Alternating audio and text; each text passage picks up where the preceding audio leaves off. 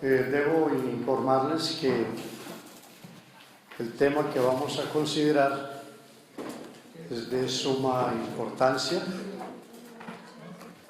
Nos hemos reunido un grupo de personas que deseamos servir a Dios,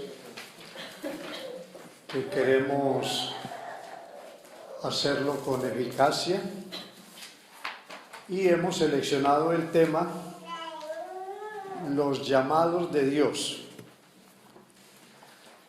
Estos llamados son de vital importancia, puesto que son los que marcan la diferencia entre los demás miembros de la congregación.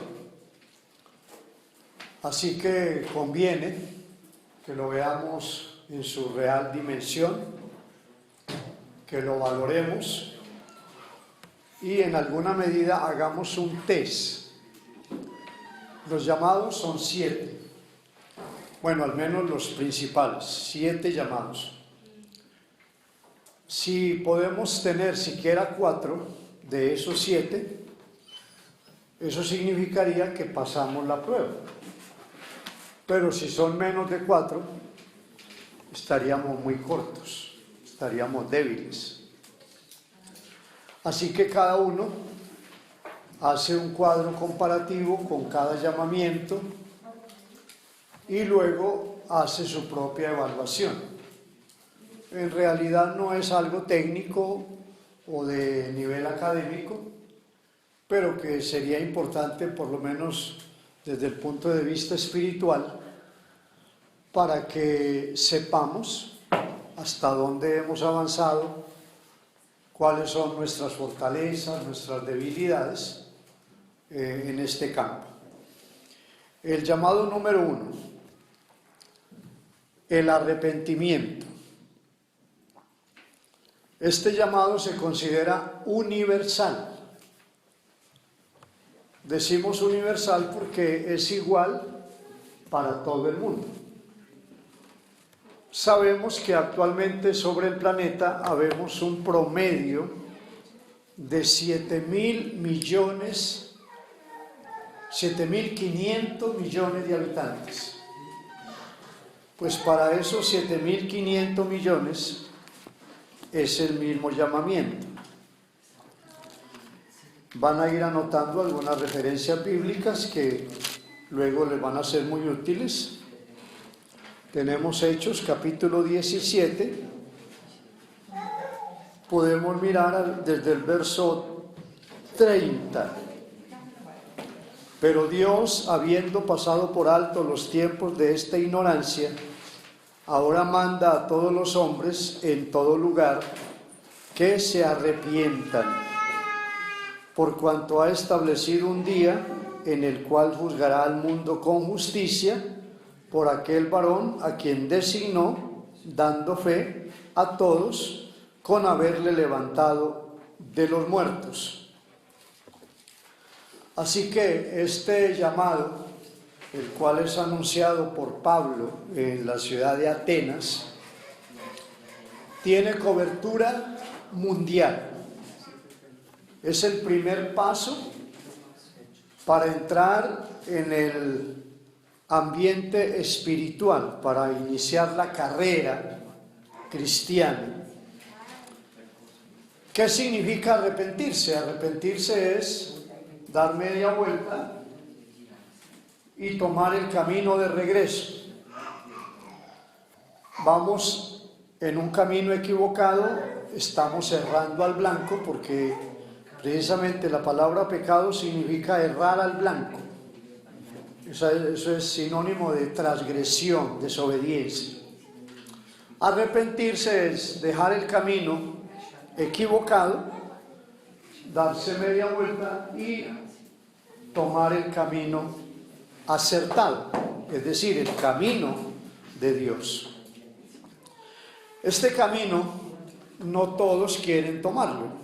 Habemos miles, millones privilegiados porque pues Él nos dio esa oportunidad, pero más ha sido la gracia de Dios, no es por ser más inteligentes, por ser personas de un rango mayor, tal vez un linaje poco común.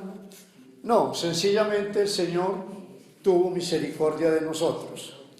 Nos llegó el mensaje del arrepentimiento, lo aceptamos y hemos iniciado ese nuevo sendero.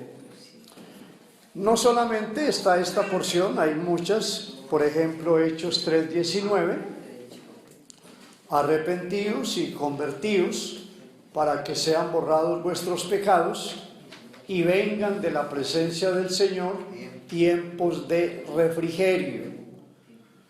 Aquí el apóstol Pedro está dando un discurso a una considerable cantidad de personas y les explica que deben arrepentirse y deben convertirse. El capítulo 13 de Lucas hace también alusión a este punto. Allí se hablaba de la torre de Jericó, un accidente que produjo muchas muertes, pero Jesús está refiriéndose en esta porción, Lucas 13, desde el verso 1, en este mismo tiempo estaban allí algunos que le contaban acerca de los galileos, cuya sangre Pilato había mezclado con los sacrificios de ellos. Respondió Jesús y dijo: ¿pensáis que estos galileos, porque padecieron tales cosas, eran más pecadores que los demás galileos? Os digo, no. Antes, si no os arrepentís, todos pereceréis igualmente. O aquellos 18 sobre los cuales cayó la torre en Siloé y los mató, ¿pensáis que eran más culpables que los demás hombres que había en Jerusalén? Os digo, no. Antes, si no os arrepentís, todos pereceréis igualmente. Esto es importante. Una persona que pretende servir, que quiere mostrar el camino a los que andan perdidos, él mismo debe tener una experiencia personal muy profunda, muy sólida, de lo cual él pueda dar testimonio que su vida ha cambiado. Así que el llamado al arrepentimiento es la base, es el primer peldaño. Pero no es el único. Miles de personas se han arrepentido, han tomado una buena decisión, pero no avanzaron más. En este camino no perseveraron. Entonces, el segundo llamado, que ya no es universal, el segundo llamado es para esos que se arrepintieron. Así que tenemos Primera de Corintios. Aquí el apóstol Pablo hace una declaración bien importante. En el capítulo 1 escribe de la siguiente manera: Pablo, llamado a ser apóstol de Jesucristo por la voluntad de Dios, y el hermano Sóstenes, a la iglesia de Dios que está en Corinto, a los santificados en Cristo Jesús, llamados a ser santos, con todos los que en cualquier lugar invocan el nombre de nuestro Señor Jesucristo, Señor de ellos y nuestro. Así que primero el llamado al arrepentimiento, pero a continuación el llamado a la santificación. Número 2. Una persona puede estar arrepentida, puede tener signos de dolor por lo malo que ha sido su conducta equivocada, pero no obstante no acepta la santificación, porque piensa que no es necesaria, porque no la entiende, porque cree que es algo religioso, que tal vez es el capricho de la organización, es que el pastor es fanático, Así que el tema de la santificación no siempre es aceptado, no siempre es recibido. Pero quienes anhelamos agradar a Dios, entendemos que Dios es santo y que la santificación o la santidad no es una norma organizacional, no es un capricho del pastor. No, sencillamente debemos ser santos porque Dios es santo. Y si yo voy a servirle a un Dios santo, pues la santidad debe ser el común denominador en mi vida. Pero, ¿qué más declara la Escritura con relación a la santidad? Es un tema extensísimo. Pudiéramos hablar de la santidad de Dios, la santidad de los ángeles, la santidad de los patriarcas, santidad de los profetas, santidad de los apóstoles, santidad de la iglesia, santidad individual. Y en realidad son muchas ramas que nos hacen ver la importancia de la santidad. Pero en síntesis podemos ver Hebreos, el capítulo 12, versos 13 y 14. Seguid la paz con todos y la santidad, sin la cual nadie verá al Señor. Esta es una declaración concisa, directa, y que no deja lugar a dudas.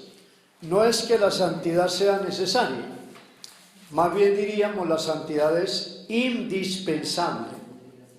¿Por qué? Porque al igual que la fe, quien no tiene fe no puede agradar a Dios, y quien no tiene santidad no lo puede ver. Así que es algo de suma importancia. Y ya en el último capítulo de la Biblia, que es Apocalipsis 22, la referencia no puede ser menos importante. Aquí dice, desde el verso 10, Apocalipsis 22, y me dijo, no selles las palabras de la profecía de este libro, porque el tiempo está cerca. El que es injusto, sea injusto todavía. Y el que es inmundo, sea inmundo todavía. Y el que es justo, practique la justicia todavía. Y el que es santo, santifíquese todavía. Algo sumamente importante. Se está hablando de un proceso que no tiene fin. Pudiéramos decir, no, llevo 10 años santificándome, ya puedo graduarme de santo. Pero en realidad es un proceso que debe ir acompañándonos todos los días de nuestra vida y se perfeccionará, llegará a su punto final solamente cuando el Señor transforme nuestros cuerpos. Por eso dice Filipenses capítulo 3, versos 20 y 21. Nuestra ciudadanía está en el reino de los cielos, de donde esperamos a nuestro gran Dios y Salvador, el Señor Jesucristo, el cual transformará el cuerpo de la humillación nuestra para que sea semejante al cuerpo de la gloria suya, con el poder con el cual puede transformar todas las cosas. Ahí terminará el proceso de santificación, cuando nuestro cuerpo sea glorificado, es decir, sea perfecto. Concuerda exactamente con Filipenses capítulo 1 y el verso 6. Estando persuadido de esto, que el que comenzó en vosotros la buena obra, la perfeccionará hasta el día de Jesucristo. Tenemos hasta ahí entonces dos llamados: arrepentimiento y santificación. El llamado a la santificación es para todos los que nos arrepentimos un día, fuimos adquiriendo compromiso, fuimos buscando más la presencia de Dios.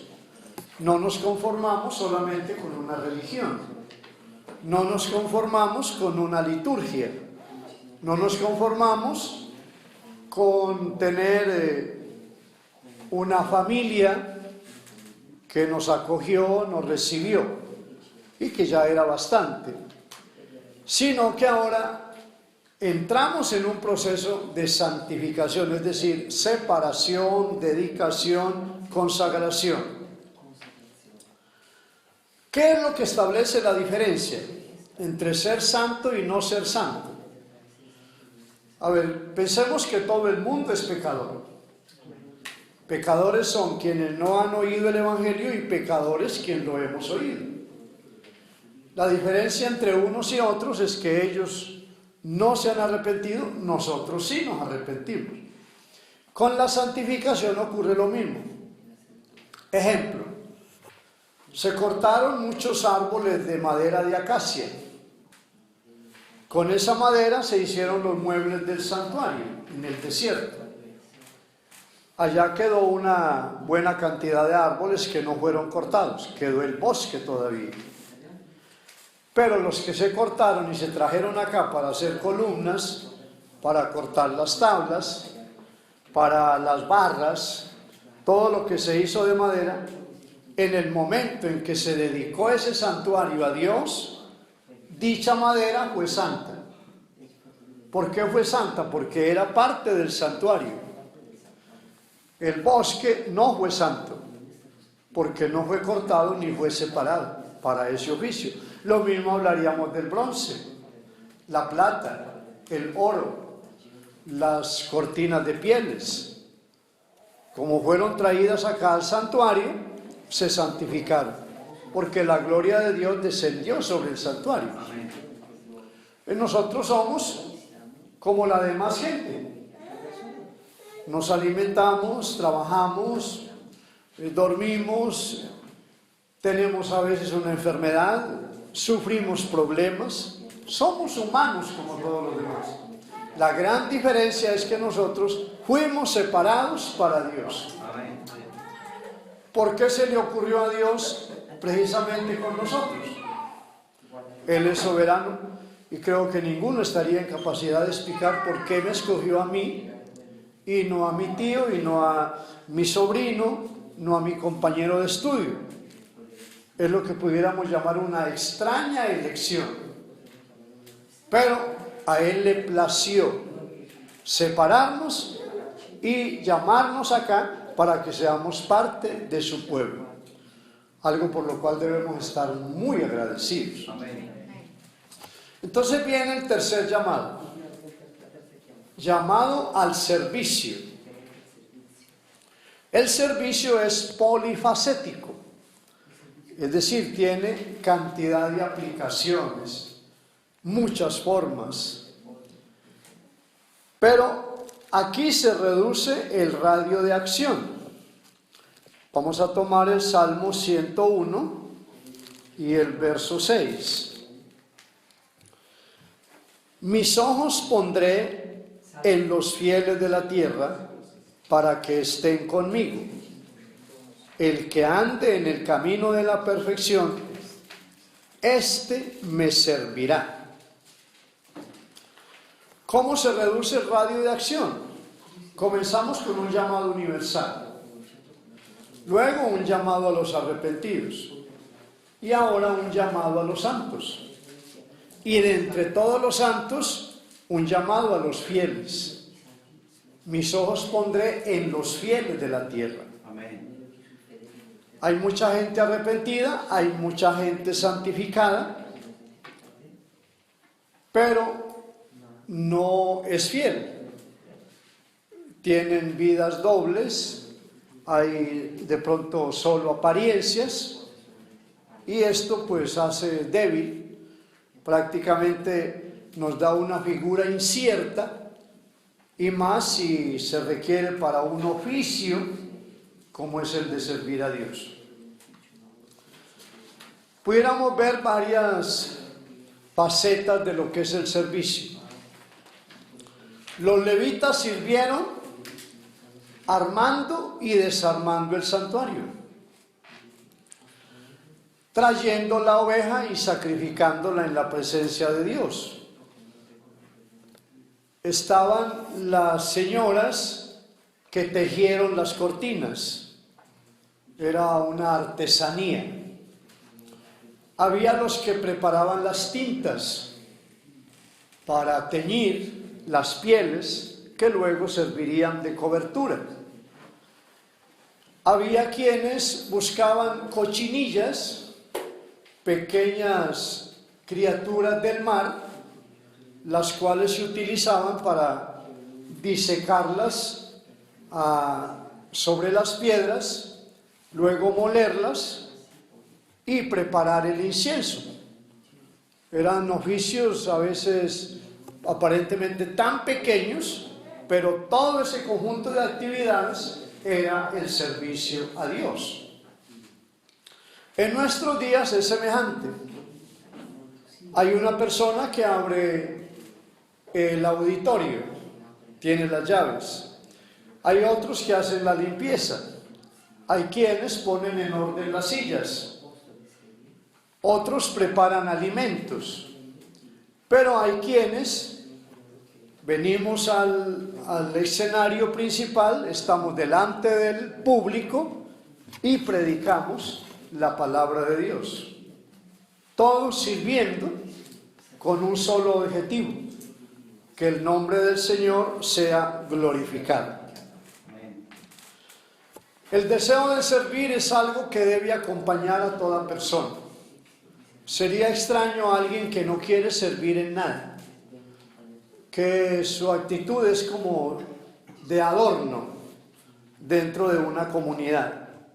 Generalmente la persona diligente es tenida en cuenta, va ganando confianza o generando confianza en medio de todos los que le rodean.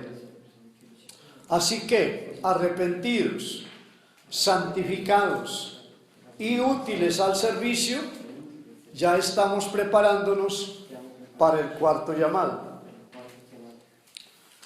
Este llamado número 4 es llamado directo. ¿Por qué le decimos directo? Es el trato de Dios directamente con un individuo, hasta el punto de llamarlo por nombre propio. Algunos ejemplos. Dios llama a Noé y lo comisiona para hacer un arca. Era algo de enorme responsabilidad. Es lo que nos narra Génesis, el capítulo 6. Se le dice de qué tipo de madera hará el arca. Será madera de gofer. Tendrá un largo promedio de 150 metros.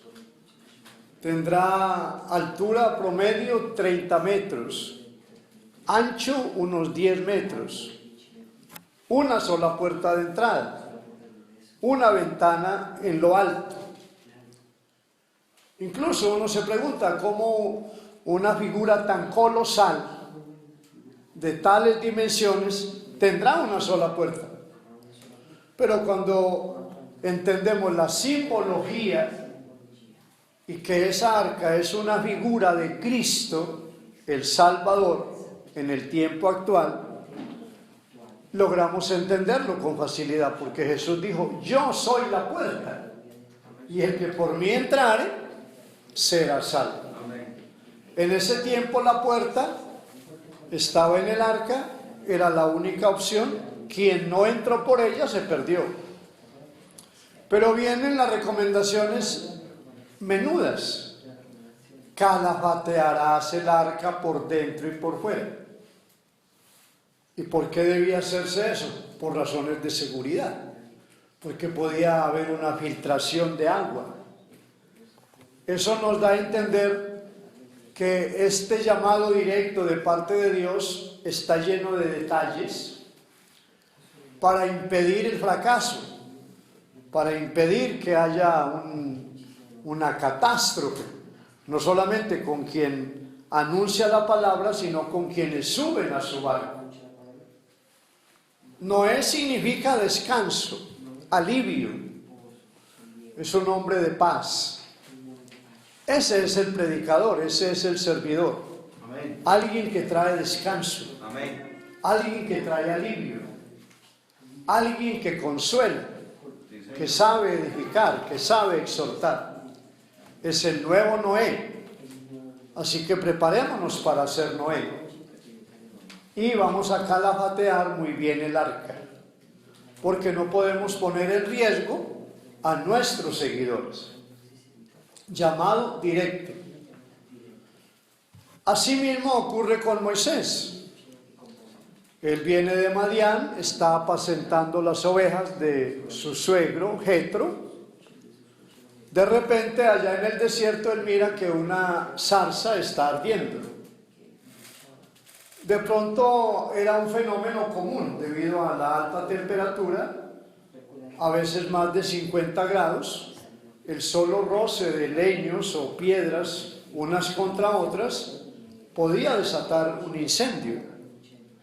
Pero en este caso era diferente. Es una zarza que arde y no se consume. Y tal vez la miró 2, 3 veces y no se consume. Ahora yo iré y veré por qué causa la zarza no se consume. O sea, esto yo no lo conocía antes, esto es novedoso. Pero cuando él va a hacer la observación, entonces la voz de Dios viene. Moisés, Moisés, quita el calzado de tus pies, porque el lugar en que tú estás es un lugar santo. ¿Y por qué santo? Pues porque está presente el santo de los santos.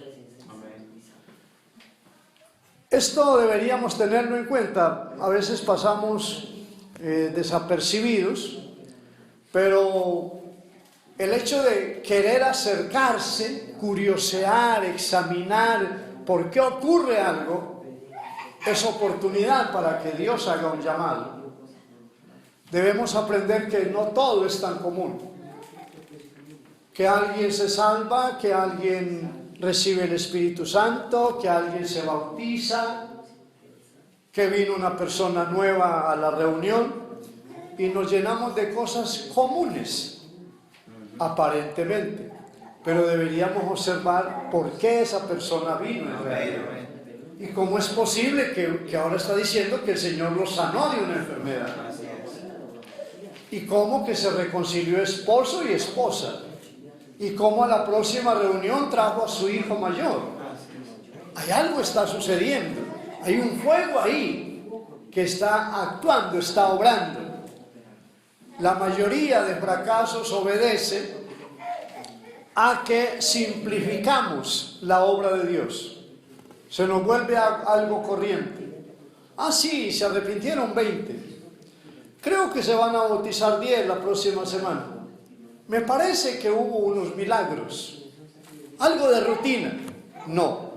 ¿Por qué causa la zarza no se quema? ¿Qué está pasando al fondo de todo esto? Y al hacer esa observación, esa investigación, llamemos más exhaustiva, entonces oiremos más de cerca la voz de Dios. Y Él obrará maravillosamente en la vida de cada uno. El llamado a Isaías, según el capítulo 6 de su libro. Bueno, los llamados anteriores, Noé, Génesis capítulo 6, el llamado a Moisés, Éxodo capítulo 3, y el llamado a Isaías, Isaías 6. Él está en el templo, contempla la gloria de Dios. Las voces que se oyen son de mucho impacto, mucha autoridad. Santo, santo, santo es el Señor de los ejércitos. Lleno está el cielo y la tierra de su gloria. Cuando Isaías mira eso, él creyó que iba a morir. Soy hombre muerto porque he visto la gloria de Dios. Pero viene un ángel, toma unas brasas del altar con unas tenazas, las pone en sus labios y le dice: esto ha quitado tu culpa y es limpio tu pecado. A veces el complejo de culpa no nos permite recibir el llamado. Fui muy pecador, fui muy rebelde, cometí crímenes, estuve esclavo de las drogas, así que no soy digno de que el Señor haga algo. Humanamente no somos dignos de nada, pero la misericordia de Dios nos hace dignos. Así que esto ha quitado tu culpa, tu pecado ha sido limpio, y cuando Él escucha eso, entonces la voz de Dios es más clara. ¿A quién enviaré y quién irá por nosotros? Es una pregunta que tiene doble sentido. ¿A quién enviaré? Singular, porque solo Dios llama, solo Dios capacita, solo Dios puede enviar. Pero ¿quién irá por nosotros? En plural. Se refiere a los ángeles, arcángeles, querubines, serafines. Ninguno de ellos fue comisionado para predicar. Ellos son ejecutores de juicio, son ministradores a favor de los santos, pero el mensaje de la redención, el mensaje de la salvación es exclusivo para los redimidos. Amén, amén. ¿Quién es un redimido? Un rescatado. Alguien que estaba secuestrado, se pagó el precio del rescate y ahora es libre. Esto pues desafortunadamente ocurrió mucho en nuestro país, posiblemente también en esta región europea pueda darse. Tomar a una persona, saben que tiene dinero, lo retienen, lo ponen oculto y luego llaman a su familia y le dicen debe dar tanta cantidad para salvar la vida de su esposo, de su hijo, de su hermano. Bueno, el peor secuestrador que ha habido todo el tiempo es Satanás. Él nos secuestró, él nos tenía en sus garras, estábamos bajo su dominio, pero el Señor vino y le quitó el botín a quien lo tenía en sus manos, pagó el precio y ahora somos libres. Por eso es que claramente dice la Biblia: conoceréis la verdad y la verdad os hará libres. Surge aquí una pregunta importante. Si no hay comité de evangelismo en una congregación, ¿quiénes deberían hacer el trabajo? A veces creemos que solamente un comité de cierto renombre, cierto rango, categoría, son los que pueden hacer el trabajo de evangelismo. Es bueno tener un grupo, adiestrarlo, capacitarlo, pero la tarea de la evangelización corresponde a los redimidos. Así que si usted sabe, entiende que es redimido, le figuró predicar. No estoy preparado, yo no soy amigo de hablar con la gente, soy muy tímido, mejor busco una excusa, eso no va conmigo. Está en duda su redención, porque todo el que sale de un secuestro quiere contarle a todo el mundo cómo fue su liberación, en dónde lo tuvieron, si lo torturaban, si no lo torturaban, si lo amenazaron de muerte muchas veces, en su idioma, en sus términos, así sea por señas, suponiendo que fuera mudo, contará la historia de cómo fue rescatado. Así que a los redimidos nos corresponde llevar el poderoso mensaje del Evangelio. Otro llamado directo, el de Saulo de Tarso. Hechos capítulo 9. Es un relato dramático, extraordinario y que nos ilustra muchísimo sobre lo que es ese llamado, que entiendo es el que todos deberíamos tener o por lo menos desear. Al final el Señor es soberano y Él hace como quiere.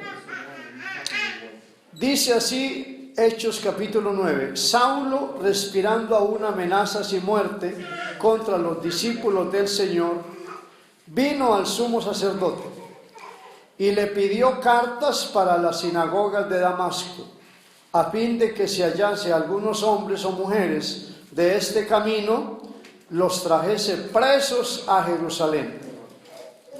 Mas yendo por el camino, aconteció que al llegar cerca de Damasco, repentinamente le rodeó un resplandor de luz del cielo, y cayendo en tierra oyó una voz que le decía: Saulo, Saulo, ¿por qué me persigues?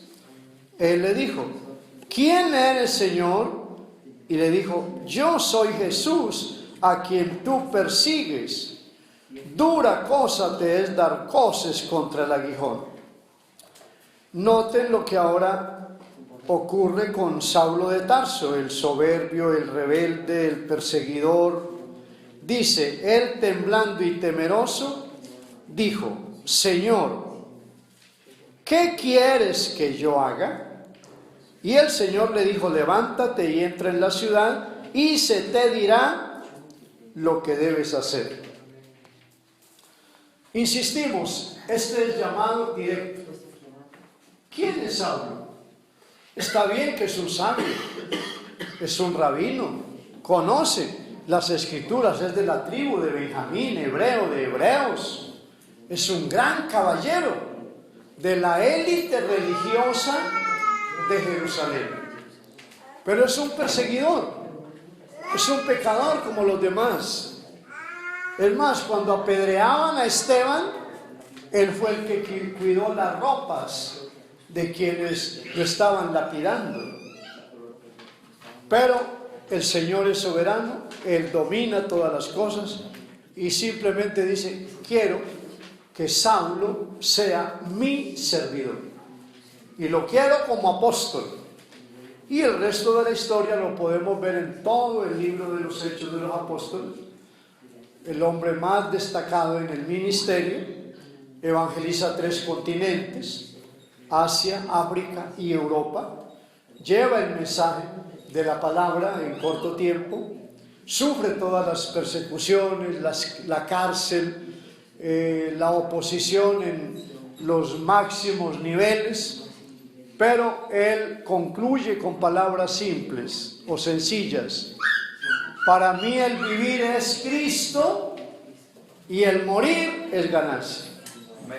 Eso es lo que dice un hombre que tiene un llamado directo de Dios.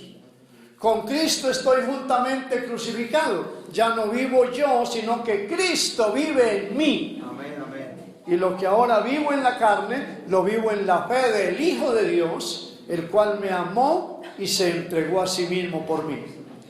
Eso es Gálatas 2, verso 20. Hagamos un recuento. Llamado al arrepentimiento, llamado a la santificación, llamado al servicio, llamado directo. Entonces, queda claro que es un proceso. No en todos es igual, no todos tenemos la misma experiencia. Pero debemos pensar hasta dónde yo he experimentado algo fuerte en mi vida. Pienso que aquí hay diáconos, aquí hay predicadores, hay colaboradores en algunas áreas de la iglesia. Si no hubiese este llamamiento en diversas formas, ¿cuál sería la razón de estar acá? Mejor nos iríamos a una fiesta, vamos a una exposición de modas, nos vamos a un museo a recordar la historia de nuestro país. Y no es que sea malo ir a un recorderis, pero me refiero a que para nosotros es imperativo, es de mayor valor servir a Dios que todas las demás cosas. Pero ahora entonces viene el llamado número 5. Bueno, quienes están haciendo el test, es decir, el cuadro comparativo, ¿cuántos llamamientos tengo? Yo creo que ya pueden más o menos poner el termómetro y decir si vamos a aprobar o desaprobar. Vamos bien, creo. Número 5, llamado indirecto. ¿Qué es un llamado indirecto? Que Dios llama a través de otra persona. Ejemplo, Josué no vio la zarza en el desierto. Quien vio la zarza fue Moisés. Pero cuando Moisés termina su carrera, quien quedó a cargo de la congregación fue Josué. Es más, él fue el que la introdujo a la tierra prometida. ¿Y cómo Josué puede estar tan motivado? ¿Cómo puede ser un servidor de tanta responsabilidad si él no vio la zarza? Él no vio la zarza, pero vio al hombre que estuvo en la zarza. Y dice que no se apartaba del tabernáculo. Estaba mirando su ejemplo. Moisés fue el mentor de Josué. Fue el referente. Así que Josué estaba atento a lo que Moisés hacía. Le acompañaba, oía sus discursos, le ayudaba en sus diarias tareas. Así que eso se convirtió en un motor para él. Esto es muy importante. En la congregación siempre habrá un referente. Es un hombre, es una mujer, a veces es un joven, tal vez puede ser un anciano. Es quien llega primero a orar, es una persona paciente, es alguien que tiene mucha generosidad. Todo el tiempo lo vemos igual, no lo vemos desesperado, rabioso, incómodo por lo que está sucediendo. Siempre está perseverando. Ora, ayuna, vigila. Dios puede estar haciendo un llamado a nuestra vida por medio de esa persona. Llamado indirecto. Timoteo, Tito, Filemón no vieron la luz en el camino a Damasco. Ellos no tuvieron esa experiencia, llamemos dramática, profunda, algo que era asombroso. Quien vio todo eso y experimentó fue Pablo. Pero indirectamente Pablo fue el referente para ellos. Fue su modelo, fue su maestro, quien los doctrinó, quien los estableció en las iglesias. Así que el llamado de ellos vino a través de Pablo. ¿Hasta dónde nosotros tenemos tanta calidad espiritual? ¿Hasta dónde podemos ser el referente para otras personas? A veces no lo entendemos, no lo tenemos en cuenta. Y en esto hay que tener mucho cuidado. Nos descuidamos en nuestro arreglo personal, en nuestra puntualidad, la disciplina. Pensamos que esto es algo deportivo, pero quienes están mirándonos van a extrañar eso. Bueno, él ha sido mi referente y ahora estoy desorientado porque ahora resulta que mi referente llega tarde siempre. Mi referente, mi mentor, discute en la puerta de la iglesia con los hermanos y las hermanas, anda protestando, se le nota disgustado, molesto. Vamos a desorientar a la gente. Así que quienes somos instrumentos de Dios, debemos tener mucho cuidado porque alguien tendrá los ojos puestos en nosotros. Y Pablo se refirió a eso. Él dijo: sed imitadores de mí, así como yo de Cristo. O sea que siempre debemos mantener una línea. No debemos desviarnos ni a la derecha ni a la izquierda. Siempre ir rumbo a la meta final, la meta que el Señor nos ha señalado. A eso se refiere Pablo en Filipenses capítulo 3. Olvidando ciertamente lo que queda atrás, prosigo a la meta, al supremo llamamiento de Dios en Cristo Jesús. Nos viene ahora entonces el llamado número 6. Llamado circunstancial. pudiéramos pensar que el llamado circunstancial no es importante, que es algo que no tiene relieve. Hagamos un poco de historia. Cuando leemos los evangelios, encontramos que el Señor no llamó diáconos. El Señor llamó apóstoles, incluso por nombres. Hagamos un poco de historia.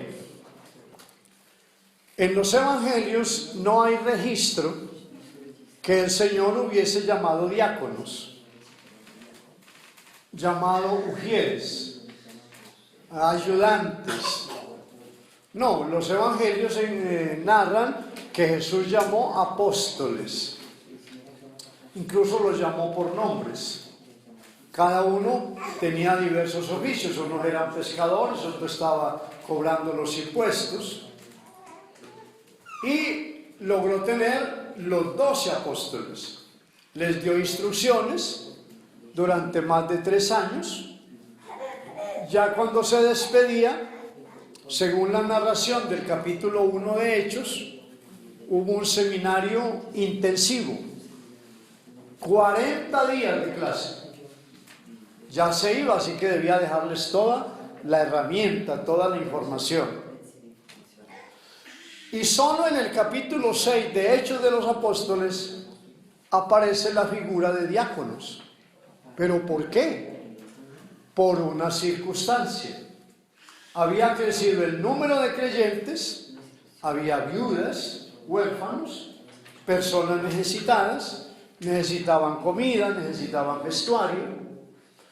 Así que los apóstoles dijeron, no podemos dejar de orar y predicar la palabra para ir a atender las mesas.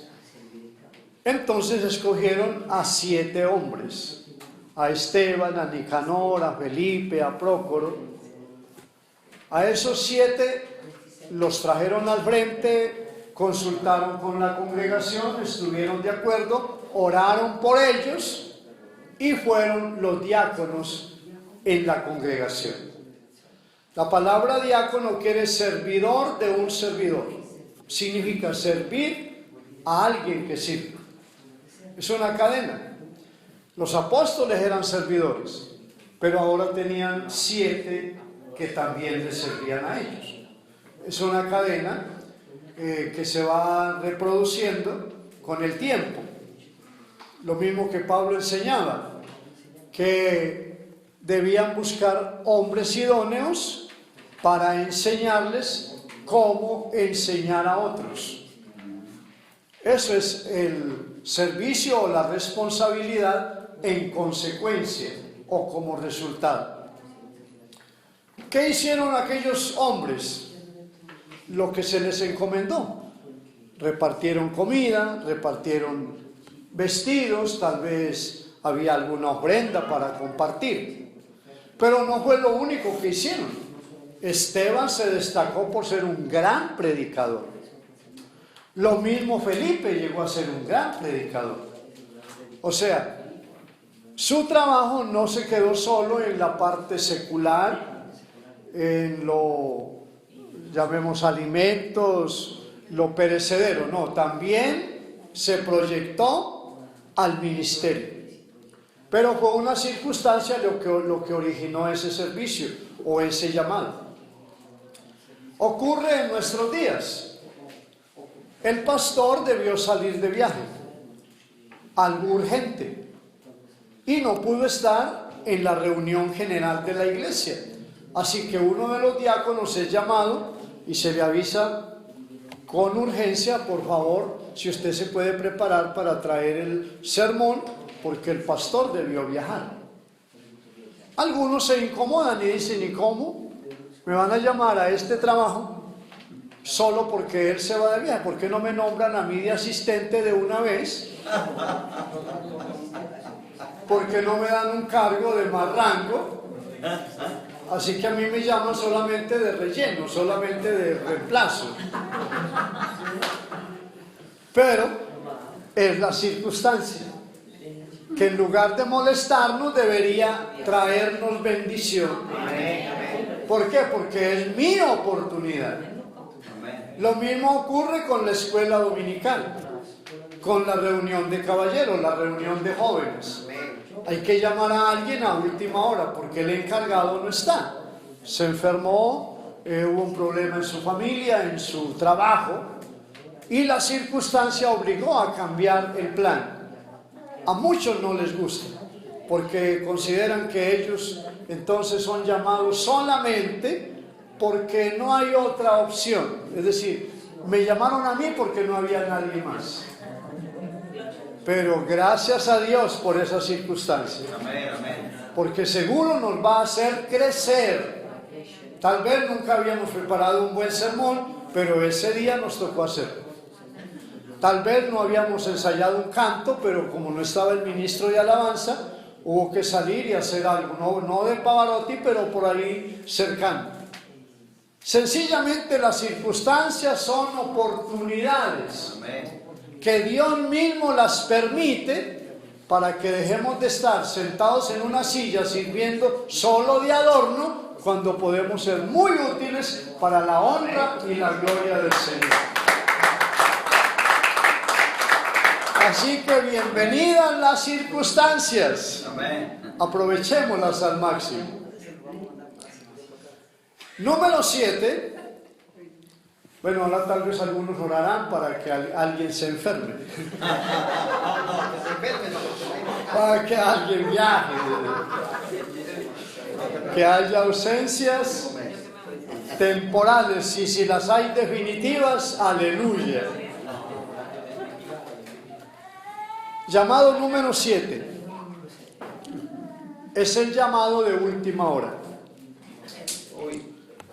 Este llamado de última hora es grandioso.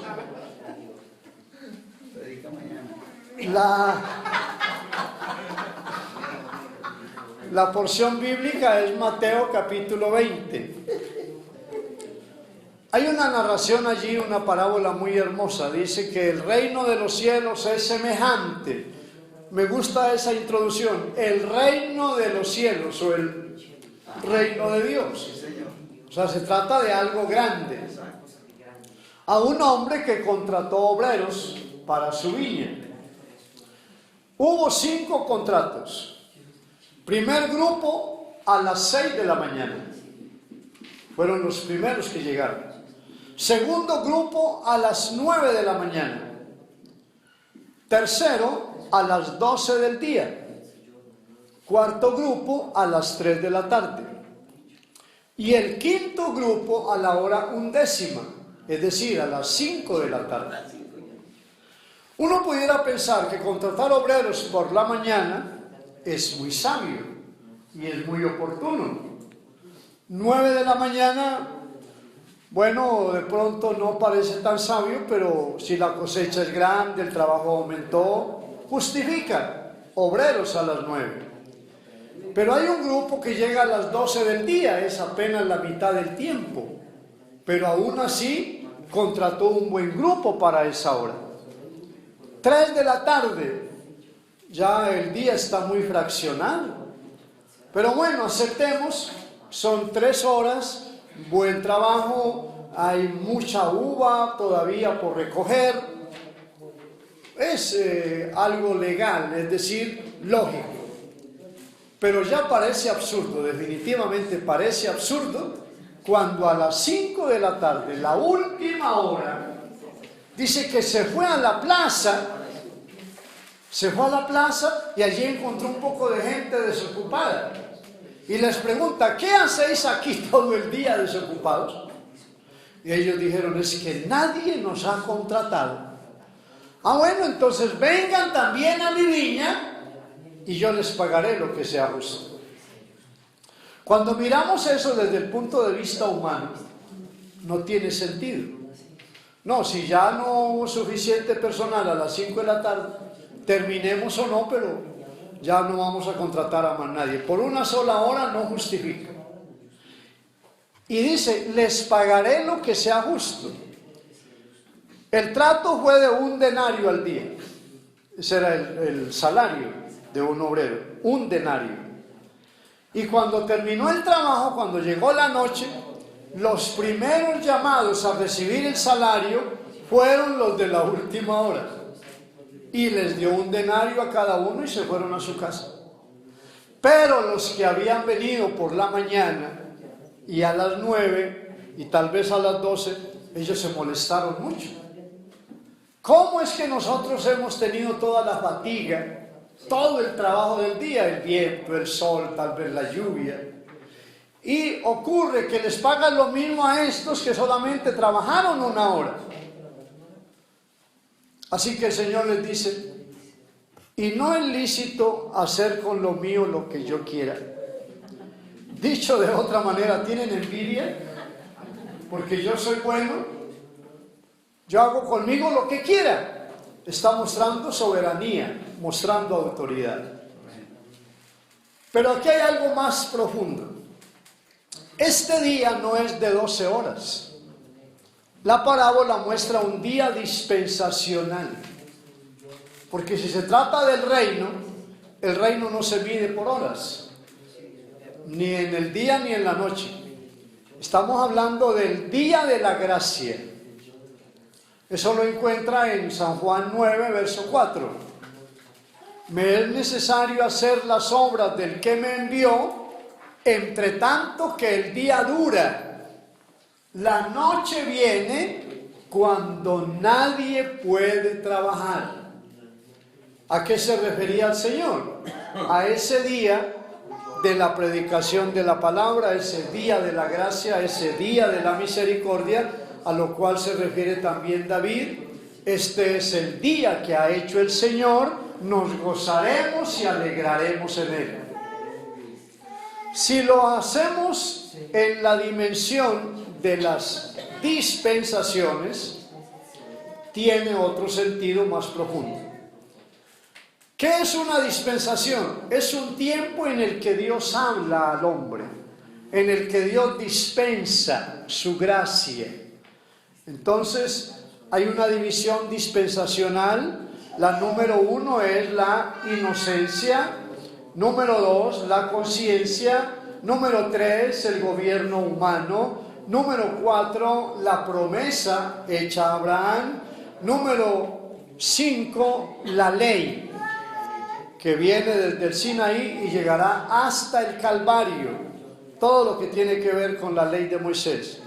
Y número 6, la gracia, comienza con la resurrección de Cristo y terminará cuando el Señor levante la iglesia.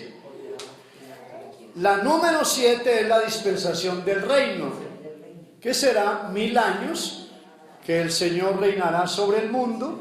No habrá contaminación, no habrá crimen, Satanás estará en prisión, el mundo será un paraíso. Y no se preocupe, nosotros estaremos en ese paraíso, sino que estaremos en cuerpos glorificados, porque será después de toda la transformación gloriosa que el Señor hará en nuestras vidas. Volvamos al punto entonces. Si es un día dispensacional, los obreros de la mañana son los apóstoles, los que comienzan el trabajo de la predicación. Pero ellos, cada uno fue muriendo en su tiempo, así que para el año 90 prácticamente no quedaba ninguno. Tal vez el último que murió fue Juan, el evangelista, en la isla de Patmos. A partir de ahí, los descendientes, es decir, otros que fueron formándose como grandes predicadores, pastores y maestros. Pero así transcurrió el tiempo hasta el año 500, que sería 9 de la mañana, primera etapa. Esto significa que ya la iglesia apóstata era la que dominaba el mundo religioso y que perseguían a los creyentes. Ya viene la época terrible de las catacumbas, las grandes persecuciones, ya se establece el sistema pontificio, un reino casi universal en términos de religión. Pero no olvidemos, siempre hubo un remanente, es decir, personas que le creyeron al Señor y pusieron por obra su palabra. A las 9 de la mañana hubo gente que se atrevió a predicar el Evangelio, es decir, a partir del año 500. Pero vienen las 12 del día, la Edad Media, los primeros 10 siglos, el oscurantismo, total prohibición de las Escrituras, total persecución a los creyentes del nombre de Jesús, es decir, al remanente. Así que van a los desiertos, van a las montañas, son esparcidos de diversas maneras. Pero hubo quienes predicaran la palabra con denuedo en esa época. Y quiero contarles aquí algo de la historia. Antiguamente, para llevar el correo era algo muy difícil: cruzar ríos, desiertos, caminos inhóspitos. Así que se ponía un anuncio a las entradas de las poblaciones: se requiere con urgencia personas que lleven el correo a sus destinatarios.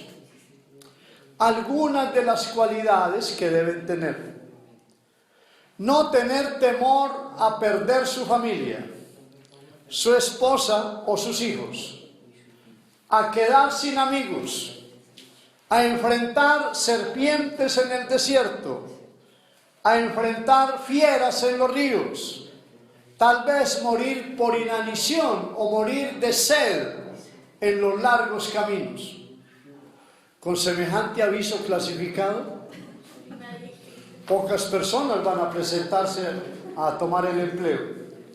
Pero asómbrese, siempre hubo personas que se presentaron para recibir el empleo y el correo siempre llegó a los destinatarios.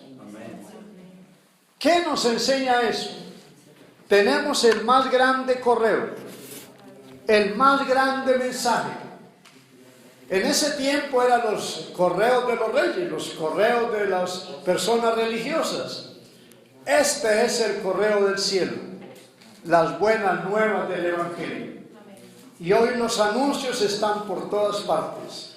Quien esté dispuesto a dejar padre, madre, hijos, hermanos, a recibir oprobios, persecuciones, desprecios en la empresa, en el colegio, en la universidad, a que los amigos lo hagan a un lado, debe presentarse para tomar el empleo. Pues aquí estamos, que nos hemos atrevido a hacerlo. Amén, amén. Y muchos vienen detrás que también lo van a hacer. Hubo obreros al mediodía. 3 de la tarde, año 1520, la época de la Reforma. Ahí las tinieblas del oscurantismo se van disipando. Aparece Lutero, que ni siquiera tuvo una revelación plena del Evangelio, pero conoció una buena parte. Y llegó a entender que la salvación no es por dinero, no es por un rezo, no es por una ceremonia. La salvación es por la gracia de Dios. Se atrevió a predicarlo. Claro, fue expulsado. Tuvo el privilegio de casarse con una linda mujer, formar un hogar, pero atenerse a todas las persecuciones. Después de él, quien tuvo el privilegio de traducir la Biblia al idioma alemán y de ahí vertirla a los demás idiomas hasta que pudiera llegar a nuestras manos, cada uno en el idioma nativo, lo cual es un privilegio. Después de él vino Juan Wesley, después Calvino, y sucesivamente.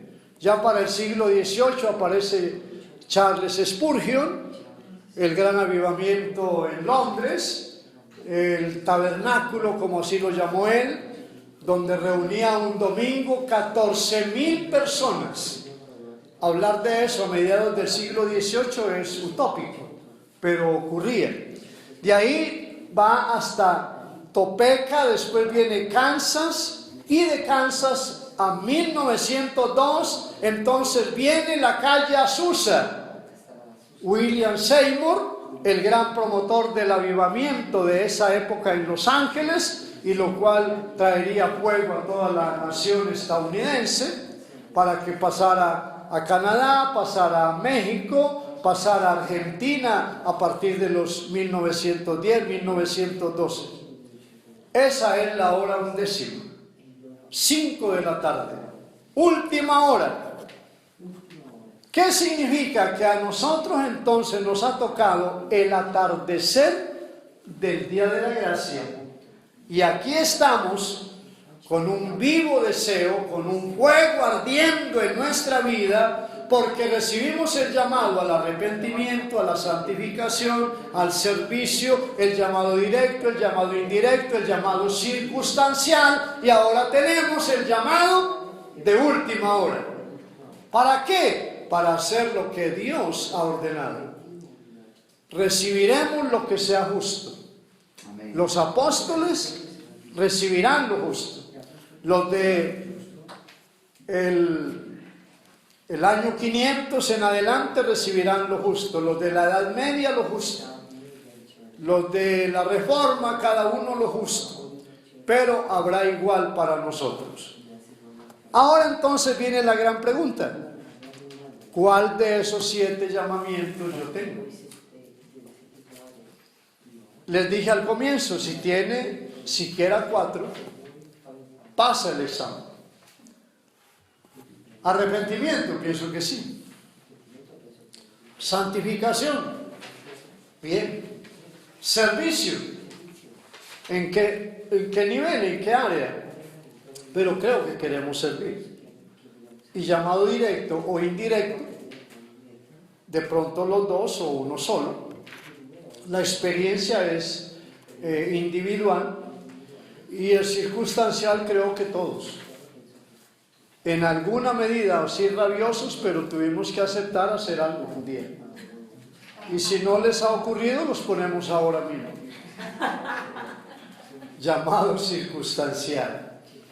Hermanos, el llamado, cualquiera que sea, viene de parte de Dios. Debemos aceptarlo, debemos recibirlo.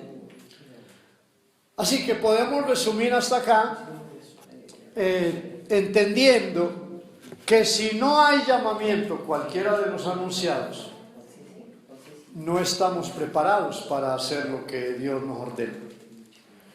Yo brevemente puedo contarles, fui llamado por el Señor el 12 de enero del año 1975.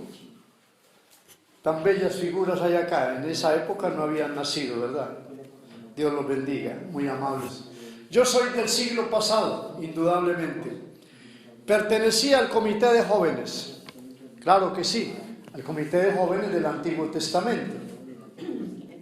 Estoy acá para compartir experiencias. Me llamó en esa fecha en la ciudad de Cali, Colombia. Yo no le comenté a nadie lo que había pasado. Fue una experiencia gloriosa. El llamamiento o el impacto espiritual fue a eso de las 11:30 de la mañana.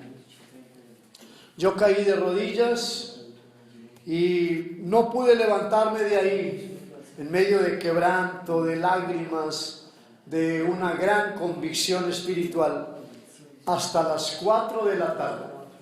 Yo pensé que el Señor me iba a matar. Si me va a llamar, ¿para qué me mata? Pero no le conté a nadie. Y yo esperaba que Dios hiciera algo que no fuera común para yo confirmar ese llamado. Pasó enero, febrero, marzo, abril, mayo, junio, julio, agosto. El 8 de agosto, un día viernes, a mi casa se presentaron 2 varones de Dios. Uno, el hermano Eliseo Duarte, otro, el hermano Mario Cadavid. Llegaron temprano, querían hablar conmigo. Yo estaba en mi trabajo agrícola, mi profesión es la agricultura, bueno, la profesión inicial. Ahora felizmente soy predicador de la palabra. Así que allá llegaron. De Medellín a La Unión hay 2 horas de viaje. Y de La Unión, el pueblito, hasta el lugar donde estaba trabajando, la finca, hay casi otras 2 horas de viaje, a pie, en ese tiempo. Allá llegaron, me comentaron, venimos a hablar con usted. El próximo lunes usted debe salir para llevar el Evangelio. Lo vamos a enviar a un municipio que se llama Abejorral. Creo que ese nombre obedece a que había mucho abejorro en la región en esa época. Allá viajé al lunes siguiente, es decir, el 11 de agosto. Mi ropa en una cajita de cartón, no había una provisión económica, no había promesas de un salario. El hermano Eliseo me dio 500 pesos, que era el equivalente de la renta de un mes para pagar un cuarto. Y me dice, posiblemente cada mes durante 6 meses le vamos a dar esta ayuda. Si le falta comida, vestuario, para transporte, no se preocupe, los cuervos le van a llevar. Bueno, me declaró profeta. Eso ha ocurrido hasta el día de hoy. Siempre ha habido la bendición. Cuando Dios llama, Dios respalda. Ayuda, bendice, libra de muchas cosas. Sería larguísimo referirles todo lo que ha pasado a lo largo de todos estos años. Así que, amados hermanos, estos son los principales llamados de Dios. Seguramente hay otros. ¿Qué tal si oramos y le damos gracias a Dios y luego abrimos un foro, preguntas, respuestas, algo que quieran ahondar? Porque el Señor indudablemente quiere hacer algo grande con todos nosotros. Señor, muchas gracias por la palabra que nos has enviado. Gracias, Señor, por enseñarnos. Es bueno servirte a ti. Es bueno hacer tu voluntad. Gracias por esta palabra. Señor, que se implante en cada corazón. Que estos hombres y mujeres que la han escuchado puedan ser convencidos de la necesidad de servirte y de hacerlo de una manera muy eficiente, para que así tu nombre reciba la gloria y la alabanza. Gracias por invitarnos al arrepentimiento, a la santificación, al servicio, por el llamado directo, el llamado indirecto, el llamado circunstancial y este llamado de última hora. En el nombre de Jesús. Amén. Gloria al Señor.